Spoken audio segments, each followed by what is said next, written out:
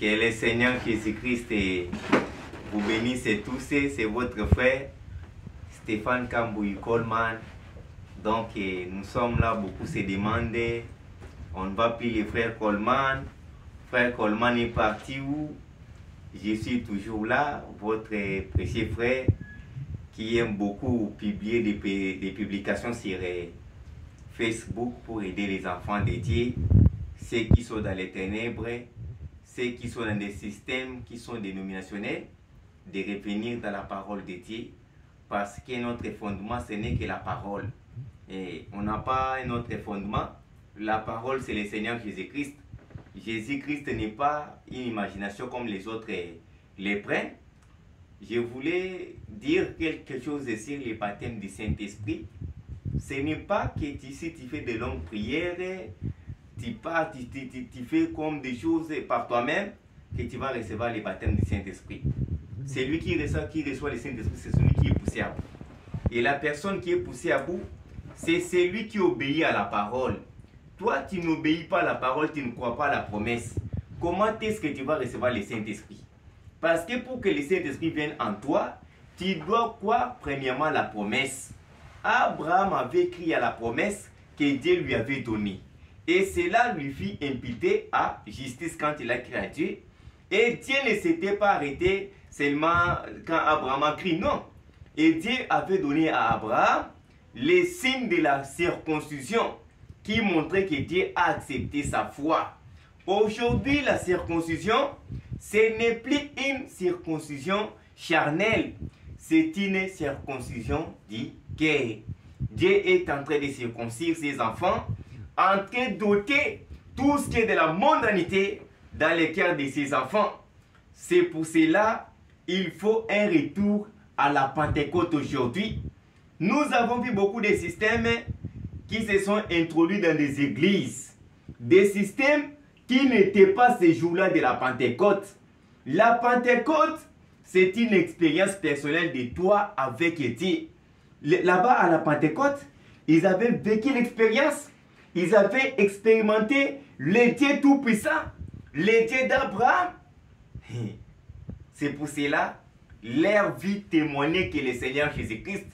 Leur vie ne témoignait que la parole. C'est pour cela, nous aussi, le Saint-Esprit ne peut pas rendre témoignage d'autres choses. Jésus avait dit que le Saint-Esprit va rendre témoignage de lui.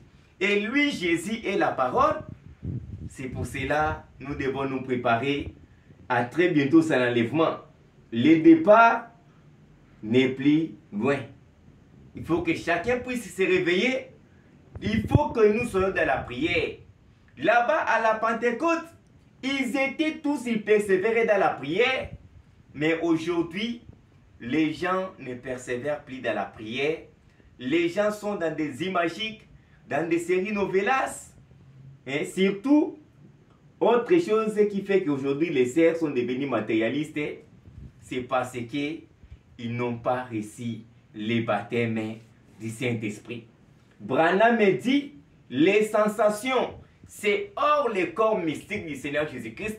La bénédiction se trouve dans le corps mystique de Jésus-Christ.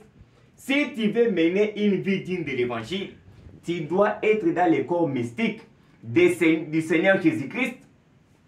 C'est pour cela, pour aujourd'hui, je me limite là.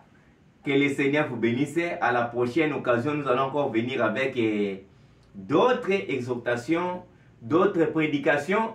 Si Dieu nous accorde encore la vie, nous allons encore venir. Et vu que beaucoup de gens, on a constaté que les gens se sont abonnés à notre chaîne YouTube. Maintenant, nous pouvons faire des directs. C'est notre chaîne YouTube. YouTube nous a autorisé de faire maintenant des directs.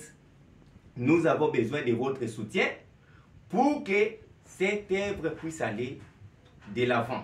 Et puisse aller de l'avant, tout celui qui peut être touché par le Seigneur pour nous aider pour notre chaîne YouTube.